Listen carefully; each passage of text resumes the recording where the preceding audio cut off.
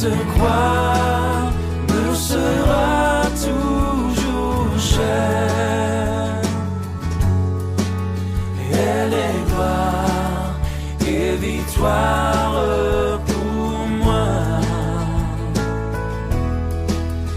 Et par elle, en la maison du Père, la couronne est offerte à ma foi. Et par elle, en la maison du Père,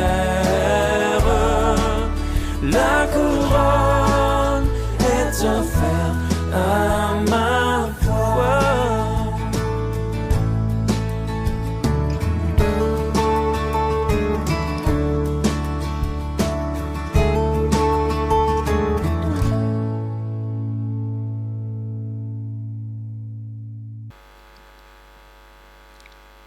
Est-ce que vous aimez la parole de Dieu? Dis à ton voisin, il n'est que 11h30 et j'ai déjà faim. Dis-le. Dis-lui que j'ai faim de la parole de Dieu. Dis-lui que j'ai faim de la parole de Dieu. Et c'est vrai parce que Jésus pouvait dire, il pouvait répondre à Satan ceci. L'homme ne vivra pas que de pain seulement, mais de toute parole qui vient de la bouche de Dieu. Alléluia. Et tout à l'heure, ce matin, nous allons nous réjouir dans la présence de Dieu au sein de la parole de Dieu, avec sa parole. Je ne sais pas si tu aimes du sucré ou du salé ou du pimenté, il y aura tout cela. De manière à ce que chacun puisse avoir sa part. Pardon, ma sœur? Gloire à Dieu. Je pensais qu'elle parlait de radis. Même si vous aimez les radis, oui, vous allez avoir des radis. Il y en a qui aiment manger léger, il va y avoir de la salade. Il peut aussi avoir du lourd. Pour ceux qui aiment comment ça s'appelle, le colombo, c'est ça? Voilà. Il va y avoir du lourd aussi. Bon, il y en aura pour tout le monde. Merci Seigneur pour ta présence. Le titre du message, c'est « Bâtir sur le roc ».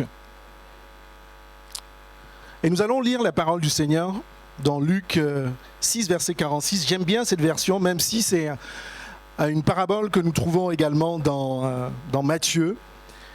Et nous allons donc lire dans plutôt Luc, chapitre 6, verset 46. C'est bon, vous avez vos Bibles?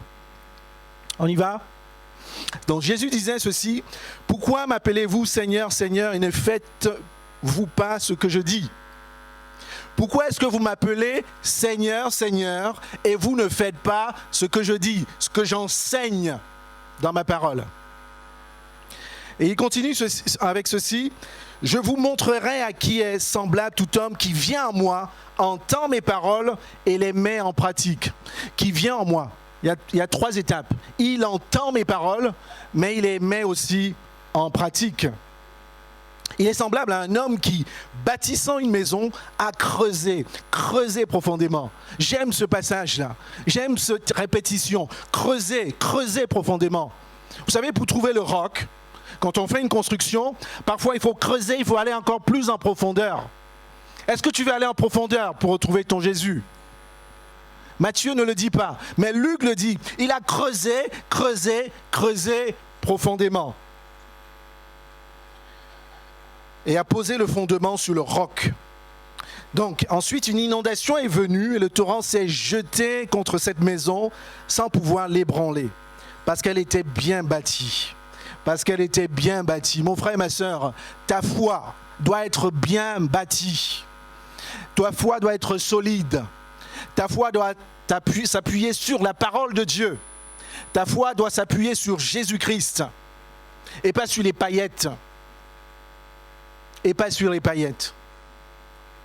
Mais celui qui entend et qui met en pratique est semblable à un homme qui a bâti une maison sur la terre, sans fondement. Matthieu parle souvent aussi de sable. Sans fondement, et ensuite le torrent, les mêmes vents s'est jeté contre elle. Aussitôt elle est tombée et la ruine de cette maison a été grande. Et mes frères et mes sœurs, qu'est-ce que j'ai envie de vous dire? C'est une nouvelle rentrée, n'est-ce pas? C'est la rentrée pour les enfants, c'est aussi la rentrée pour les grands, c'est la rentrée professionnelle. Et parfois, nous allons avoir des épreuves, nous allons avoir des challenges, parce que vous allez avoir des projets, vous allez avoir besoin de votre Seigneur. Il y a beaucoup de challenges auxquels nous allons être confrontés, même au niveau de l'Église, dans nos maisons. Il va falloir gérer les enfants, il va falloir gérer le mari, il va falloir gérer la femme. Et si vous êtes seul, il va falloir vous gérer aussi. Et souvent, ce n'est pas forcément simple. C'est une nouvelle année qui commence et elle ne va pas être simple. Il pourrait y avoir des vents, des tempêtes, des torrents. Et même si on va encore de façon plus large, Jésus nous a prévenu que nous allons passer par les épreuves, n'est-ce pas? Nous allons passer par des temps difficiles. Il va y avoir des temps de tribulation. Et en fait, si on regarde encore plus loin, pendant ces temps d'épreuve, est-ce que tu vas rester solide? Pas solide avec ta force physique. Est-ce que tu vas rester solide en Jésus-Christ? Est-ce que tu vas rester solide sur le roc? Je vais vous donner plein d'exemples. Souvent dans la maison de Dieu, il y en a qui sont tellement fébriles. La personne connaît toute la Bible par cœur. Tu es capable même de prier en récitant tous les versets de Genèse, Apocalypse. Mais devant l'épreuve, devant la moindre difficulté, il y a une seule personne qui te regarde de travers. Le pasteur vient, ne fait pas attention. Le pasteur vient, ne fait pas attention à toi. Pour des petites choses. Et le chrétien qui paraissait fort, solide sur ses pieds, et se voit souvent ébranlé. Vous savez ce que c'est qu'un colosse au pied d'argile? C'est cela. C'est celui qui paraît costaud comme ça. Et parfois dans la maison de Dieu, on peut paraître costaud spirituellement. On prie à voix haute. On est les premiers à l'église, les premiers à chanter. Mais la premier vent, première tempête, on est ébranlé. Comme cette maison-là. On est ébranlé pourquoi? Parce que notre foi n'est pas bâtie sur le roc. Tu n'as pas creusé. La confiance que tu as en Dieu est superficielle. Tu as besoin de creuser, aller chercher le véritable Jésus-Christ, le fondement de l'Église de Dieu. Les mêmes vents, la même tempête, tous nous serons soumis à cela. Et je te pose une question.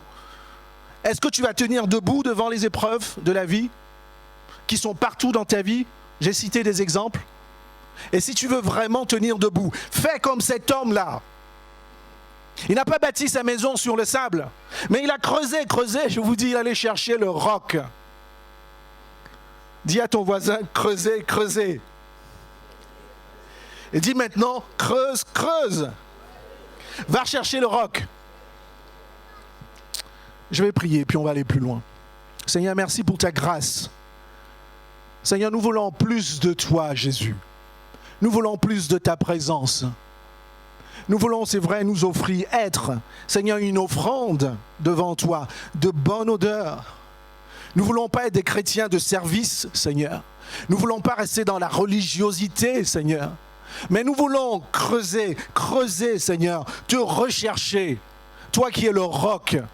Et Seigneur, nous voulons nous appuyer sur toi.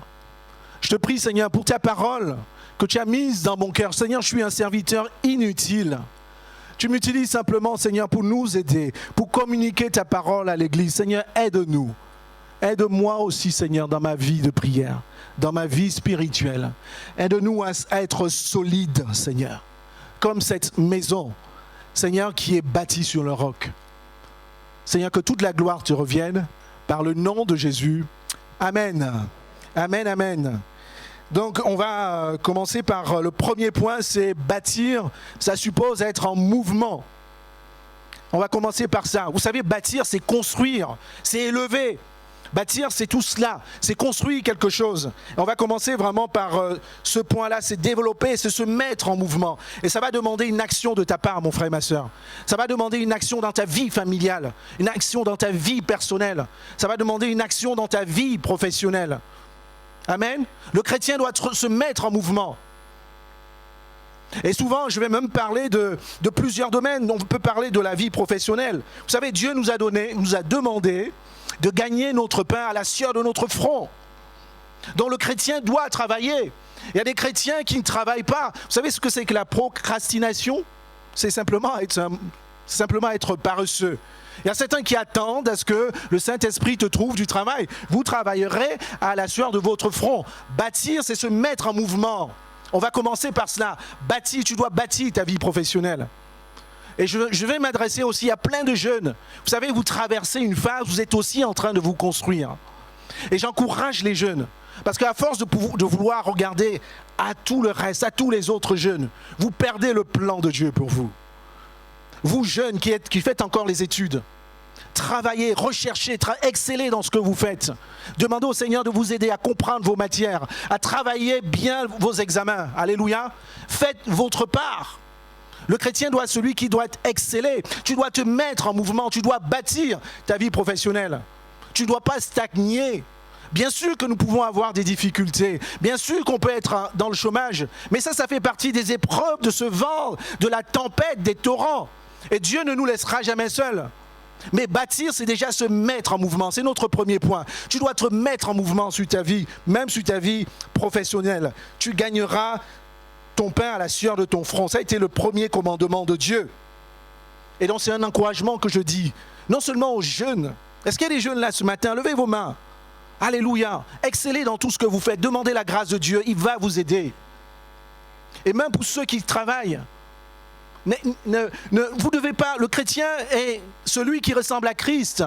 Vous ne devez pas ressembler à vos collègues. Si vos collègues paraissent, vous ne devrez pas paresser. Faites votre travail. Alléluia. Que le patron reconnaisse que vous êtes différent. Vous pouvez être compétent, aussi compétent que cela. Le chrétien n'est pas paresseux. Levons-nous tôt le matin, travaillons. Alléluia. Vous savez, je ne sais pas combien ça représente, je l'avais lu il y a quelques années, le nombre d'années, vous savez, sur la durée de vie d'un homme, le nombre d'années où on dort. Ah, dormir, c'est pas mauvais, hein. On dort pour se reposer. Mais il y en a qui dorment trop. C'est pas une critique, hein. On n'est pas obligé de dormir au même moment. Alors, moi, je dors souvent à 21h, 22h, mais c'est moi. Il y en a qui dorment à 1h ou 2h du matin. Mais ce que je veux dire, c'est si dans ta vie, tu dors plus que les autres, eh bien si sur 80 ans, regardez après sur Internet, peut-être que tu as dormi 5 ans, 10 ans de ta vie, pendant que les autres sont en train de travailler. Après, tu vas dire, Seigneur, tu es injuste. Seigneur, tu ne me donnes pas. Seigneur, tu ne me bénis pas. Le chrétien doit travailler. Alléluia. C'est vraiment un encouragement que je vous donne. Bâtir sa vie professionnelle. Et nous allons aussi parler de bâtir notre vie familiale. Même là-dessus, on va se mettre en mouvement. Vous savez, Dieu a créé la famille pour plusieurs raisons. Depuis Abraham, il a dit, va, je ferai de toi une grande nation. Et c'est à partir de cette nation-là que Dieu accomplit son plan pour nous.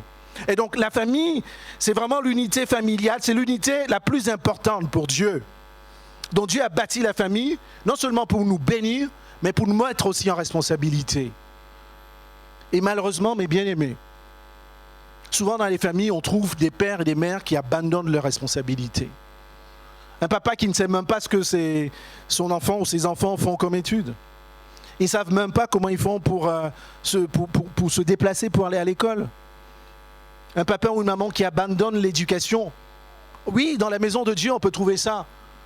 Soit disant que les enfants sont difficiles. Oui, on peut souvent avoir des enfants difficiles, mais on ne doit pas baisser les bras. On doit continuer à élever, éduquer nos enfants selon le standard de Dieu, selon la parole de Dieu. On doit continuer à se tenir devant le Seigneur pour demander sa grâce. Peut-être que ton enfant ne t'a jamais écouté, peut-être que ton enfant est rebelle, peut-être que ton enfant est loin. C'est souvent ça, de loin de Dieu, c'est souvent ça nos réalités. Mais je nous encourage, parents, persévérons et vivons notre vie de famille selon les standards de la parole de Dieu. Vous savez quoi? Parce que si vous ne le faites pas, si vous abandonnez l'éducation de vos enfants, au moins jusqu'à 18 ans, c'est la société qui va s'en occuper. Et la société, c'est quoi? La société, c'est la débauche. La société, c'est les mauvais enseignements. La société, c'est tout cela. Et même souvent, même dans la maison de Dieu, on va trouver des enfants même qui se sont convertis, qui sont musulmans, dans autre chose. Je ne dis pas que c'est notre faute. Mais notre responsabilité, c'est de veiller et prier. Faire notre travail. Alléluia. Bâtir, c'est se mettre en mouvement. On va commencer par ce premier point. Tu dois bâtir donc ta famille. Et Paul disait à Timothée, si quelqu'un ne prend pas soin des siens, en particulier des membres de sa famille, il a renié sa foi. Donc notre foi est également liée au fait que nous devons bâtir dans notre famille. Amen. Et donc tu dois surtout bâtir évidemment ta vie spirituelle. Vous savez, certains, quand ils connaissent le Seigneur, ils font leur premier pas avec le Seigneur. On est tout feu, tout flamme là avec le Seigneur. Et puis après on stagne. On vient à l'église par habitude. Et même souvent on prie par habitude. Je bénis le Seigneur parce que dans nos mondes, on croit quand même, dans le monde pentecôtiste, on croit quand même au Saint-Esprit. Et donc ta vie de prière doit être une vie de prière riche. Alléluia. Quand l'apôtre Paul pouvait dire à Timothée, tu dois prospérer à tout égard. Comme prospère ton âme, l'état de ton âme. Mais bien aimé, je vous le dis, et ce que je vous dis, c'est aussi pour moi. Dieu veut que ta foi prospère. Dieu veut que la confiance en lui prospère. Tu ne dois pas stagner. Tu dois être, Dieu cherche des hommes et des femmes qui s'appuient sur lui, qui mettent leur confiance en lui. Pour cela, tu dois prier différemment. Tu dois t'organiser différemment dans ta vie de prière. Tu dois aimer différemment. Tu dois servir différemment le Seigneur. Alléluia. Je dis, tu dois te mettre en mouvement. Quand Dieu appelle tous ceux que les serviteurs de Dieu ont appelés, Dieu les a toujours poussés à se mettre en mouvement. Un serviteur ne reste pas assis. Abraham, quitte ton pays et ta nation, va vers le pays que je te montrerai. Abraham, qu'est-ce qu'il a fait? Il a pris ses 2 pieds, et bien il a marché, il s'est mis en mouvement. Quand Moïse a envoyé aussi, Dieu a envoyé Moïse. Il a dit, va voir Pharaon. C'est vrai qu'il y a eu des échanges un peu compliqués avec Dieu. Mais il a dû même s'il s'est réfugié, il a fui, il s'est réfugié. Mais il a dû se déplacer. Je vous en parle. Aussi simplement que ça. Pour bâtir sa vie spirituelle, il faut se mettre en mouvement. Il faut te lever, mon frère. Il faut te lever, ma sœur. Tu pries différemment, tu t'organises différemment. Nous sommes des disciples. Disciple, c'est discipliné. Un chrétien ne peut pas organiser son mois sans savoir comment il va chercher le Seigneur. Quels vont être ses jours de jeûne et prière? Quels sont ses temps de méditation? Quels sont ses temps et même d'intercession pour l'Église? Tu dois te mettre en mouvement. Un chrétien ne reste pas assis, ne doit pas stagner dans sa vie spirituelle. Prospère, je veux que tu prospères comme ton âme prospère. Alléluia. Moi, je veux connaître, j'estime, même encore aujourd'hui, je dois connaître encore mieux le Seigneur. Et je travaille pour cela, je demande son aide. Et le Seigneur me le dit, tu te dois te mettre en mouvement. Le royaume de Dieu appartient aux violents. C'est eux qui se lèvent la nuit, qui intercèdent. Et c'est eux qui se disent, moi, les lundis, les mardis, c'est mes jours de jeûne, prière, en dehors de l'église. C'est des personnes qui prennent leur téléphone et qui manifestent l'amour de Dieu. Et qui se disent, mais il y a un frère, une sœur, je n'ai pas vu depuis quelque temps. Eh bien, ils manifestent l'amour, le mouvement. Alléluia. Je vous parlais de bâtir. Et donc, bâtis ta vie spirituelle.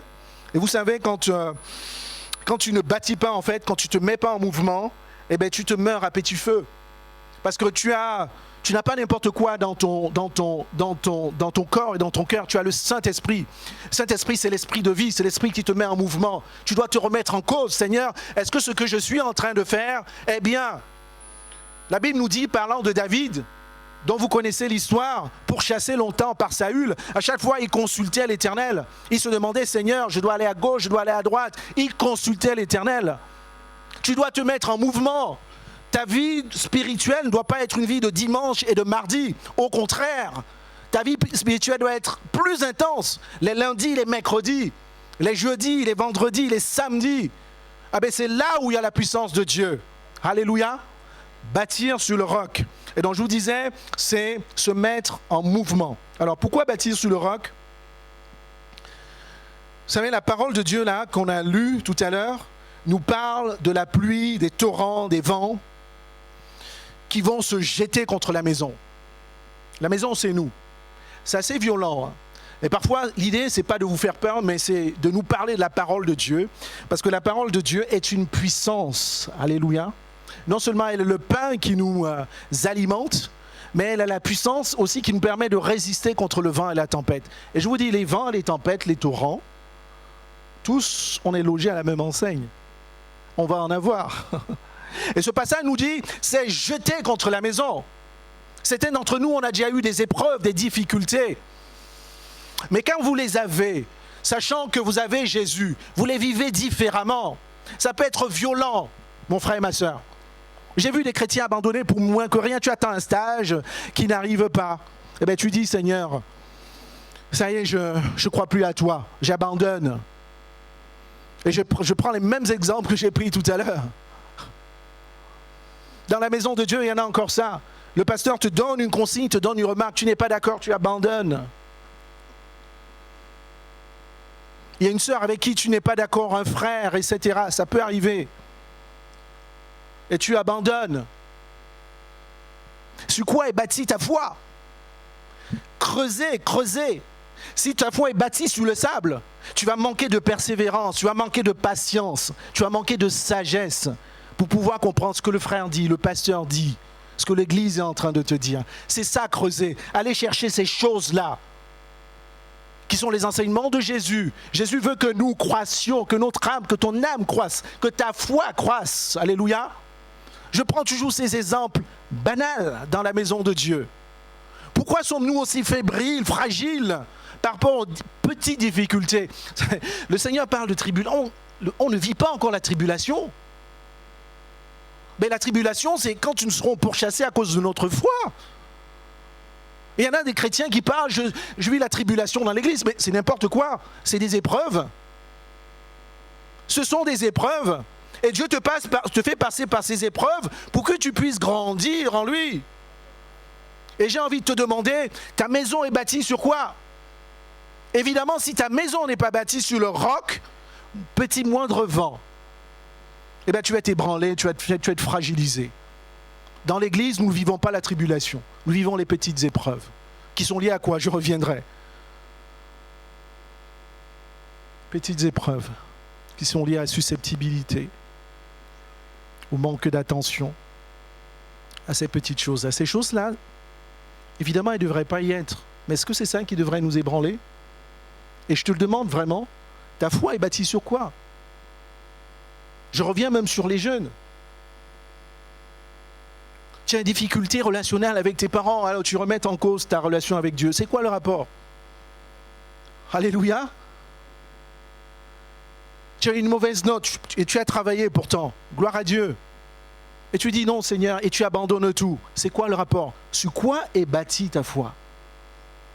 On doit bâtir en fait, la grande question là qu'on se posait, c'était de savoir pourquoi on doit bâtir sur le roc. Parce qu'on va avoir des épreuves. On va avoir des tempêtes, des vents, des violents. Mais en fait, celui qui bâtit son édifice, qui bâtit sa maison sur le roc, et vous voyez, en fait, dans la maison de Dieu, je dois vous le dire, ceux qui sont constants dans la foi, ce n'est pas les super-héros. Dans la maison de Dieu, ça n'existe pas, les super-héros. Les pasteurs, les serviteurs, les frères et sœurs, que vous voyez constants dans leur foi, constants dans leur attitude, ce n'est pas parce qu'ils sont super-héros. C'est pas parce qu'ils sont de caractère, ils ont un super caractère. C'est pas parce qu'ils ont une super éducation, mais parce qu'ils ont bâti leur maison sur le roc. Ils ont bâti leur maison sur Jésus, et puis on va y arriver. Parce qu'on tourne autour du pot, mais je vais vous dire que le roc, c'est Jésus. Alléluia. Donc comment bâtir sur le roc? Comment bâtir sur le roc, mes gars? Comment bâtir sur le roc?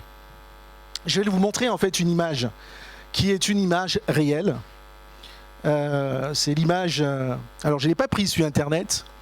Mon grand-père, il y a quelques années, je pense dans les années 40, a construit une maison à étage. C'est la première de ce type au Cameroun en fait. Et c'est dans un village. La première maison en étage en bois. Et cette image, cette maison, il a dû la construire dans les années 40. Et vous voyez, avec un matériel en bois. Il a construite dans une région où il pleut beaucoup. Globalement, au Cameroun, dans cette région-là, c'est une zone équatoriale, il pleut beaucoup. Il y a des vents, il y a de la tempête. C'est très humide dans cette maison-là. Alors, s'il a construite dans les années 40, cette maison-là doit avoir plus de 85 ans. C'est un cousin en moi qui me l'a envoyé, parce qu'il était en vacances. Il était en vacances il y a 2 mois. Donc, ce que vous voyez là, c'est une maison qui a plus de 85 ans. Et je peux vous dire que dans cette région-là, il y a eu des tornades, il y a eu des vents, il y a eu des tempêtes. Et c'est très humide. Pourquoi cette maison a tenu, à votre avis? Oui. Elle a tenu parce qu'elle a une bonne fondation. J'y étais passé quand j'étais tout petit, peut-être 6 ans, 7 ans. Je n'avais pas fait attention. Mais vous voyez en effet, le socle là, c'est un socle en béton. La maison est en bois. On aurait pu regarder en se disant le bois c'est fragile, etc. Ça ne va pas tenir. Mais ils ont commencé, en tout cas ceux qui l'ont construit, ont construit en commençant par une fondation en béton. Amen. Ensuite, quand on regarde, merci Méga, la maison a été construite en bois. Le bois n'est pas forcément un matériel fragile. Tu dois pouvoir t'en occuper. Parce qu'il y a le matériau de construction, ça a été le bois. Et si la maison existe encore, c'est parce que le bois est entretenu. Parce qu'il y a eu de la peinture et ainsi de suite. Et donc le troisième élément pour avoir une fondation, une maison, un édifice solide, c'est d'avoir les bons matériaux. Et ensuite, il y a l'ouvrage. Je n'ai pas connu beaucoup mon grand-père, mais je pense qu'il n'a pas pris un dentiste pour construire la maison. Il n'a pas pris un boulanger pour construire la maison. Alléluia. Mais il a pris soit un menuisier et puis un maçon avant. Et donc c'est ça, bâtir sa maison sur le roc. Et je vous le dis tout de suite, revenons sur la Bible. Notre roc, c'est Christ. Alléluia. Je ne sais pas sur qui, sur Jésus-Christ. Je ne sais pas sur qui tu as bâti ta foi depuis que tu as accepté le Seigneur. Mais je veux croire que comme tu as accepté un homme qui a pardonné des péchés, cet homme-là s'appelait Jésus-Christ. Si dans la maison de Dieu, il y en a qui ont bâti leur maison encore sur d'autres personnes, que ce soit des pasteurs, des hommes de Dieu, des prophètes, et ainsi de suite, vous vous trompez. Même si ce sont des hommes ou d'autres religions, vous vous trompez. Il n'y a aucun autre fondement que Jésus-Christ. Alléluia. Les matériaux, je reviendrai après, je vais détailler tout cela, mais les matériaux, c'est la parole de Dieu. La Bible nous parle tant de la parole de Dieu. Pourquoi? La foi vient de ce qu'on entend, et ce qu'on entend vient de la parole de Dieu. C'est-à-dire que la confiance que tu as, les jeunes, regardez-moi, la confiance que tu as en ton Dieu, en venant là tous les dimanches, en lui confiant tes études, en lui confiant ta famille, etc. C'est parce que tu as entendu la parole de Dieu, et ta foi se base sur la parole de Dieu. Et c'est ça que tu es en train de, avec ça que tu es en train de construire ta maison. Pourquoi la parole de Dieu? Parce que c'est aussi un aliment. Je vous ai pris l'exemple tout à l'heure. L'homme ne vivra pas que de pain seulement. Tu ne vivras pas que de ton sandwich, tu ne vivras pas que de ton colombo, mais tu vivras aussi de la parole de Dieu. Et la parole de Dieu est puissante. Je voudrais qu'on s'arrête là-dessus. La parole de Dieu, elle est puissante. La Bible nous dit qu'elle est plus efficace qu'une épée à double tranchant. Vous voyez pourquoi les matériaux, vous devez utiliser, vous devez vous baser sur la parole de Dieu. Alléluia. Et l'œuvre, je vous parlais de l'ouvrage. Parce que là, il y a eu un maçon, j'imagine, il y a eu un menuisier. Ce sont des personnes qui étaient qualifiées pour le faire. Amen. Et il y a eu quelque chose de pratique. Il y a eu une construction. Et donc, le troisième matériau, c'est l'ouvrage. C'est toi qui dois te mettre en mouvement. C'est toi qui dois rechercher le Seigneur. C'est toi qui dois bâtir ta vie. C'est toi qui dois construire ta foi. Avec tous ces moyens dont je t'ai parlé, tu dois rechercher Dieu de tout ton cœur, de toute ta force. Parce que tu vas le trouver. Et moi, je pense que quand on cherche Dieu, on le trouve. Aussi simplement. Parce qu'il a dit, vous me chercherez et vous me trouverez si vous me cherchez de tout votre cœur. Et j'ai envie de t'encourager, jeune, moins jeune. Cherchons le Seigneur de tout notre cœur. Ce n'est pas une blague, ce n'est pas une rigolade. Au début de ce passage, Jésus pouvait dire que, je reviens sur le début, pourquoi est-ce que vous entendez mes paroles et que vous ne les mettez pas en pratique? Donc le but du chrétien, ce n'est pas qu'entendre les paroles de Dieu. Et je vous disais tout à l'heure, il y a des chrétiens qui sont des dictionnaires, qui connaissent la parole de Dieu, c'est-à-dire qui ont entendu la parole de Dieu. Et en fait, pour bâtir sur le roc, il faut mettre en pratique la parole de Dieu. Il faut se mettre en mouvement. Amen. On va essayer de détailler quelques points. Donc je vous ai dit que la fondation, c'est Jésus-Christ. Jésus-Christ est le roc. La Bible nous dit que Jésus, dans Acte 4, verset 11, Jésus est la pierre rejetée par vous qui bâtissez et qui est devenue la quoi? La principale de l'angle. Alléluia. C'est pour ça que tu dois bâtir sur Jésus-Christ. Tu ne dois pas bâtir sur ton expérience. Tu ne dois pas bâtir sur ton ancienneté avec le Seigneur. Tu ne dois pas bâtir sur ta formation. Tu dois bâtir sur Jésus-Christ. Pourquoi? Parce que c'est lui qui a fait tout le travail. C'est lui qui nous a créés. C'est lui qui t'a recréé en lui. C'est lui qui t'a donné un nouveau nom. C'est lui qui t'a sauvé à la croix. C'est lui qui te libère. Et c'est par son nom que les démons qui en veulent à ta vie sont chassés. Alléluia. Et c'est pour ça que je te repose la question, sur quoi tu bâtis?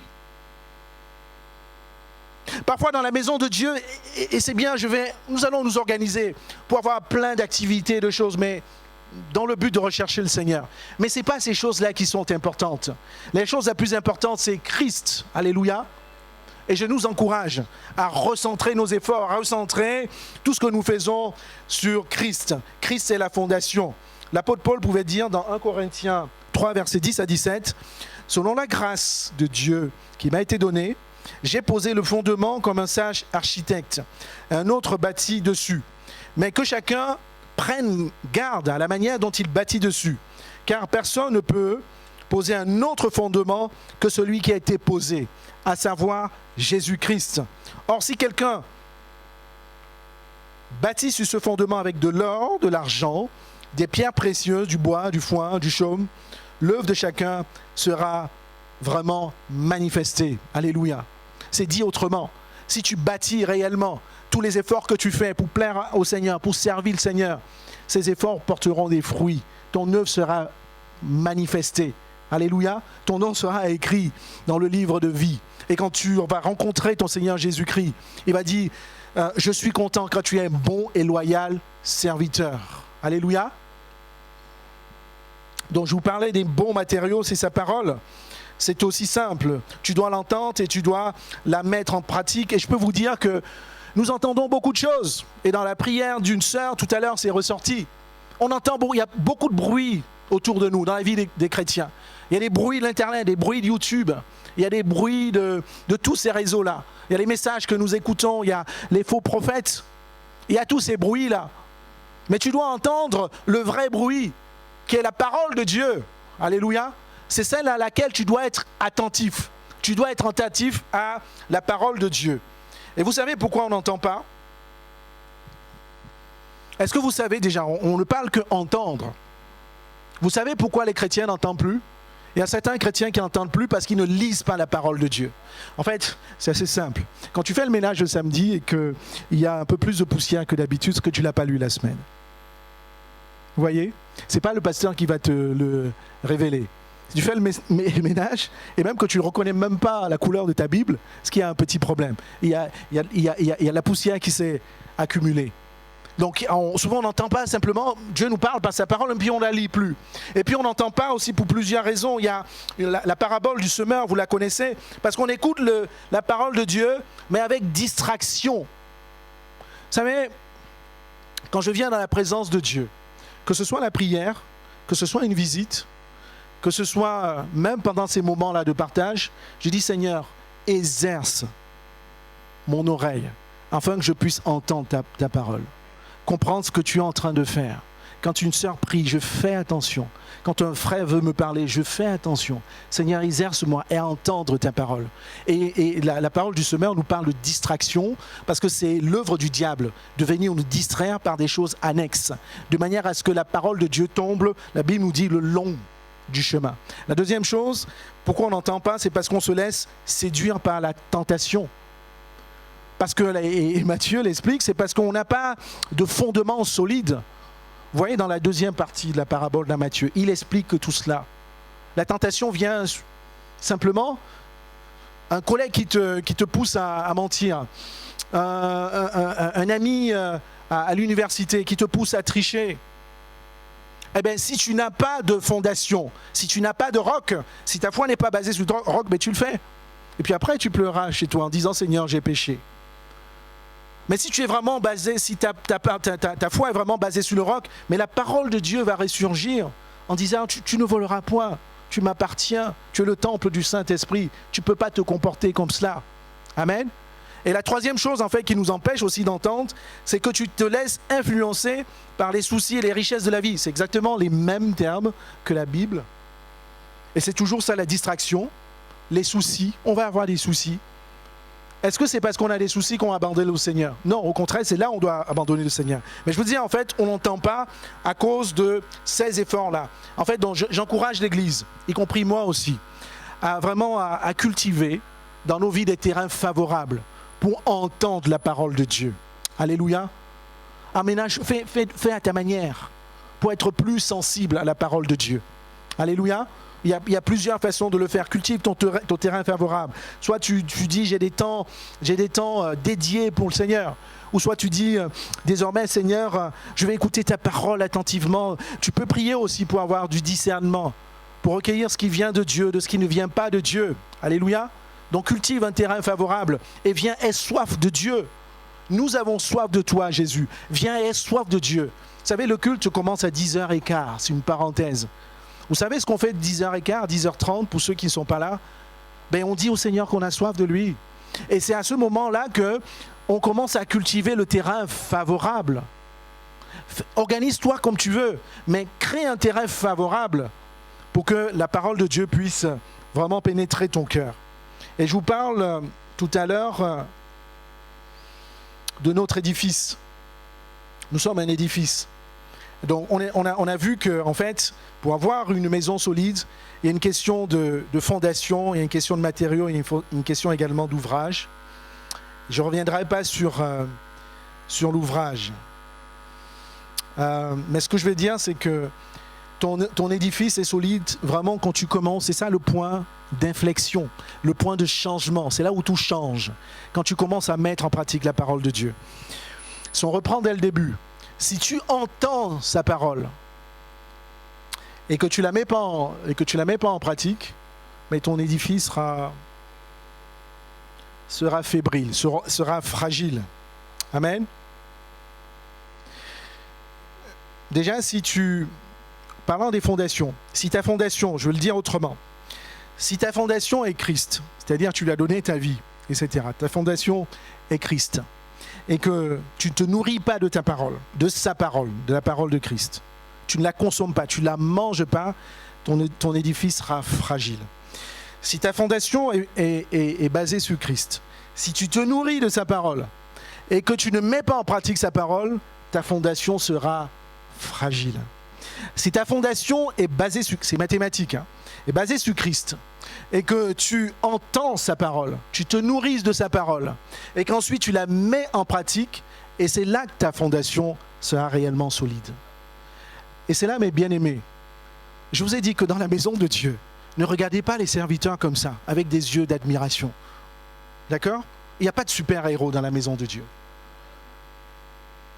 Les super-héros, entre guillemets, c'est eux qui mettent leur fondation sur Christ, qui écoutent la parole de Christ et qui mettent en pratique la parole de Christ. C'est combinatoire. On ne peut pas. Et je vous disais, dans la maison de Dieu, il y a des super spirituels. Est-ce que tu mets en pratique la parole de Dieu? Est-ce que ce à quoi tu crois, dans l'amour, dans le pardon, dans l'obéissance, est-ce que tu mets réellement en pratique la parole de Dieu? Je vais te dire tout de suite, le vent, la tempête, les torrents vont venir, ta maison va basculer. Mais je t'encourage parce que tu n'es pas loin, tu aimes le Seigneur. Moi, j'ai commencé vraiment à grandir quand j'ai arrêté de... J'avais même été pendant longtemps responsable des jeunes, responsable de ceci, responsable de cela, très impliqué dans la maison de Dieu quand j'étais étudiant. Il y avait ce point d'inflexion, cette bascule, et je m'adresse aux jeunes. Ma foi a pris une autre dimension. Quand j'ai commencé à mettre en pratique, ça a été progressif. Quand j'ai commencé à dire, Seigneur, réellement tu as changé ma vie. Et ce qui est important, c'est pas que j'ai l'étiquette de chrétien. C'est que la façon dont je gère ma relation, déjà avec mes frères, à l'église, à l'extérieur, c'est comme tu le souhaites, Seigneur. Je les aime, je pratique vraiment, vraiment l'amour et la miséricorde. La façon dont je me comporte dans mon école, je prépare mes examens ou même avec mes amis. Seigneur, je mets réellement en pratique. Alléluia. Il y a des hommes de Dieu, pas moi. Vous savez, quand Moïse, sa foi a vraiment changé. Moïse était un grand serviteur de Dieu, avec une vie extraordinaire, miraculeuse, parce qu'il sauvait des eaux. C'est son nom, Moïse. Mais il a eu beaucoup de crises de foi. Je ne vais pas revenir dessus. Mais Moïse, sa vie a vraiment changé. Quand il arrivait devant la mer Rouge, il a dû par la foi traverser la mer Rouge. Il a dû mettre sa confiance en Dieu, mettre la parole de Dieu en pratique, qui lui avait dit, mais je te sauverai, va délivrer mon peuple. Et c'est quand il a mis en pratique la parole de Dieu que sa foi a totalement changé. Et je m'adresse à plusieurs ici. Et je te le dis, peut-être que tu es chrétien pendant des années, tu connais la Bible par cœur, tu pries comme pas possible. Ta foi va vraiment changer quand tu vas réellement mettre en pratique la parole de Dieu. Moïse, lorsque vous lisez Exode, qui est comme toi, Seigneur, quand il est sorti de la mer Rouge, tu es magnifique en sainteté, tu es digne de louange, tu opères des prodiges, alléluia. Est-ce que vous pensez que Moïse pouvait faire cette prière-là s'il n'avait pas mis en pratique la parole de Dieu ? Et là, quand Moïse est sorti et qu'il a vu que la main de Dieu était puissante, il a su que Dieu était digne de louange. Et je peux vous dire, dans la maison de Dieu, parfois on chante, Seigneur, tu es digne de louange, mais on ne le sait pas. Seigneur, tu opères des prodiges, peut-être tu le chantes, mais tu ne le sais pas. Tu ne le sais pas parce que tu n'as pas mis en pratique. Tu n'as pas mis en pratique sa parole. Bénissez vos ennemis. Est-ce que tu as béni celui qui te hait? Est-ce que tu as béni ton ennemi? Ta vie, ta foi ne peut pas changer. Ton âme ne peut pas prospérer quand tu ne mets pas en pratique la parole de Dieu. C'est là le point d'inflexion, c'est ça le point de changement. Nous venons à l'église les mardis, les dimanches, moi y compris, ça a été ma vie. Mais je vous le dis, la parole de Dieu, ne calquez pas votre comportement sur ma vie, mais sur la parole de Dieu. Mais quiconque entend ma parole et la met en pratique, c'est celui qui a bâti sa maison sur le roc. Ça ne va pas se faire du jour au lendemain, mon frère et ma soeur. Tu vas avoir besoin de l'aide de Dieu. Tu vas dire, Seigneur, aide-moi à agir, à parler, à penser comme tu le penses. Seigneur, je n'y arrive pas, je suis faible. C'est à partir de ce moment-là, ça va être le point de changement. Qui c'est qui va avoir un point de changement? Un point d'inflexion dans sa foi. Un point d'inflexion dans sa foi. Église Vie Nouvelle, ensemble, nous allons grandir. Non pas parce qu'on sera fidèle au Réunion, parce que notre fondation sera Christ. Notre matériau sera la parole de Dieu. Et nous allons la mettre en pratique. Alléluia. Ça va être difficile. Le Seigneur va t'appeler à faire des choses que tu ne peux pas faire, que ton corps ne veut pas faire. La Bible nous dit que la chair et le corps ont des désirs contraires, opposés. Et l'apôtre Paul pouvait le préciser, de manière à ce que tu ne fais pas ce que tu dois faire. Et tu ne fais pas ce que tu dois faire, et tu fais ce que tu ne dois pas faire. Le point d'inflexion, c'est ça, les jeunes. C'est bien la maturité dans laquelle nous sommes déjà. Nous aimons Christ, nous avons donné notre vie à Christ. Et il y a beaucoup de jeunes même qui jeûnent et prient, qui entendent la parole de Dieu. Le point d'inflexion, là où ta maison sera bâtie sur le roc, où tu vas creuser, ce n'est pas les nuits de prière. Oui, les nuits de prière, c'est un moyen. Voyons les choses simplement. C'est un moyen pour y arriver. Parce que comme aujourd'hui, le jeûne et prière, on va se tenir devant notre Dieu, il va nous transformer. Mais ce qui va réellement changer, ce que tu as dit, Seigneur, je ne vais pas faire comme les autres, tu vas faire comme Daniel. Alléluia. Il y avait la pression de Nebuchadnezzar, qui l'a même poussé lors de ses premiers échanges à manger ce que lui mangeait. Mais Daniel, il a dit non, je ne vais pas faire comme toi parce qu'on n'est pas du même monde. Amen. Et c'est là où il y a le point d'inflexion dans la vie de Daniel. Parce qu'il s'est séparé du monde et il a mis en pratique la parole de Dieu. Le Seigneur va nous aider. Moi aussi, j'ai besoin encore de grandir, de savoir partout où le Seigneur doit mettre en pratique. Mais Église Vie Nouvelle, le point d'inflexion, le point de bascule, le point de changement, c'est mettre en pratique la parole de Dieu. Sinon, on peut se raconter des choses. Je vous le dis vraiment très simplement entre nous. Sinon, on peut se raconter plein de choses. On peut préparer des messages, on va faire beaucoup de choses, et ainsi de suite. Mais il faut que la parole de Dieu ait un effet sur notre cœur et que toi, tu te décides de la mettre en pratique. Pour voir qui comme toi, ô Dieu, tu es magnifique en sainteté, digne de louange, opérant des prodiges. Si tu veux réellement connaître ce Dieu-là, ce n'est pas uniquement par la Bible.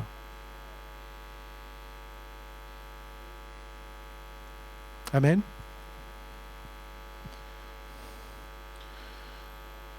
Donc il y a beaucoup de choses dans la parole de Dieu qui peuvent nous aider à mettre en pratique. On peut les diviser en 3 parties. En fait, la première partie, je vous l'ai déjà dit, c'est accompagner notre foi par les œuvres. Jacques pouvait dire, mon frère, que sert-il à quelqu'un de dire qu'il a la foi s'il n'a pas les œuvres? Vous voyez? Donc, ne nous racontons pas beaucoup d'histoires si nous ne mettons pas en pratique la parole de Dieu. Deuxième catégorie parce que le Seigneur nous demande beaucoup de choses, c'est vraiment mettre que notre vie soit une vie remplie d'amour. C'est le premier commandement. Hein. Tu aimeras ton prochain comme toi-même. Ton prochain, c'est ton ennemi, ton ami, celui que tu n'aimes pas. C'est le premier commandement de Dieu. Et on va dire la troisième partie des commandements de Dieu, c'est vraiment vivre une vie de sanctification. Et c'est là où on bascule aussi, c'est rechercher la paix avec tous. La sanctification sans laquelle nul ne verra le Seigneur. La sanctification, ce n'est pas fermer les yeux et puis évoquer le Saint-Esprit, évoquer Dieu. Sanctification, c'est de se mettre à part. Hein. On a eu beaucoup d'enseignements de nos hommes de Dieu. C'est de dire, Seigneur, je ne suis pas comme les autres. Tu as fait de moi une autre création, une autre créature. Alléluia. Voilà. Et je vous disais, il y a plein de choses que j'ai déjà dites. Je ne vais pas aller plus loin.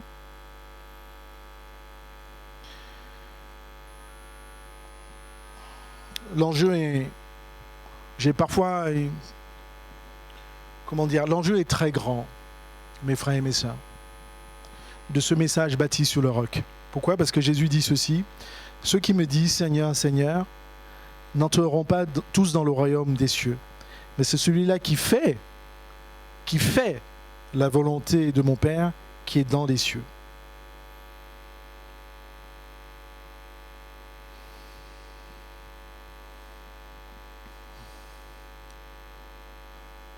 Ce n'est pas ceux qui disent Seigneur, Seigneur, qui rentreront dans le royaume des cieux. C'est quoi ton objectif ? Moi, mon objectif, c'est rentrer dans le royaume des cieux. Alléluia.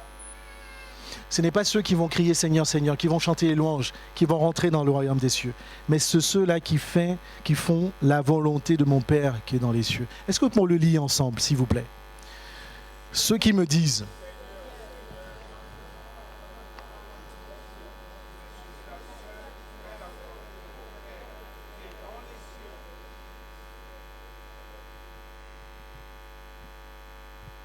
Voilà, donc c'est sous-entendu qui rentreront dans le royaume des cieux. Bâtir sur le roc. Alléluia. Est-ce qu'on peut se tenir debout ?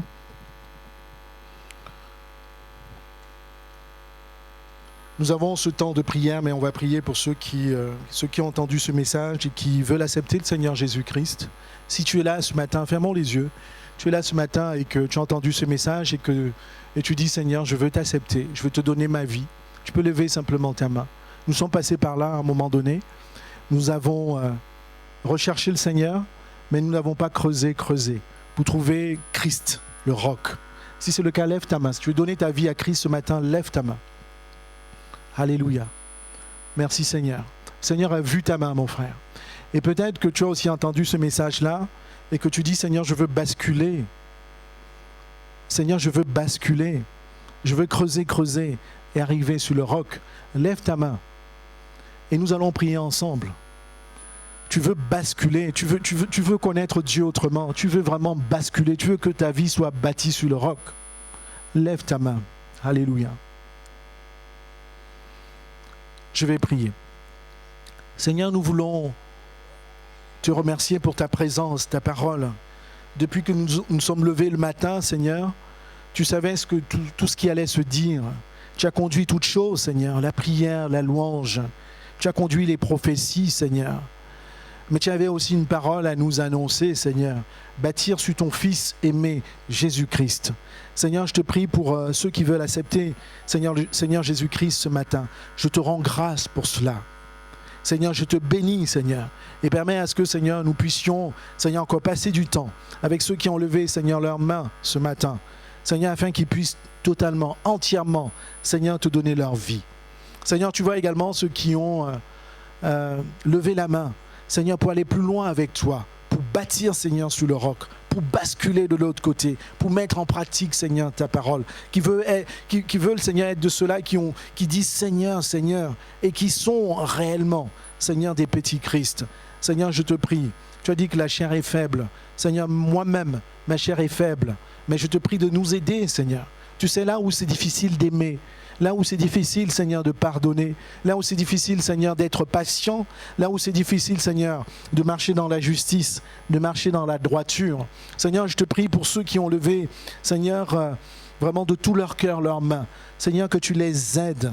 Seigneur, tu fortifies leur foi, afin qu'ils puissent, Seigneur, au moment où ils sont devant l'épreuve, au moment où ils sont devant la tentation, au moment où ils sont, Seigneur, dans le choix à faire, aller à gauche ou à droite, que tu puisses, Seigneur, leur donner la force nécessaire. Seigneur, car tu viens, Seigneur, au secours de notre faiblesse. Seigneur, je te demande par le nom de Jésus-Christ.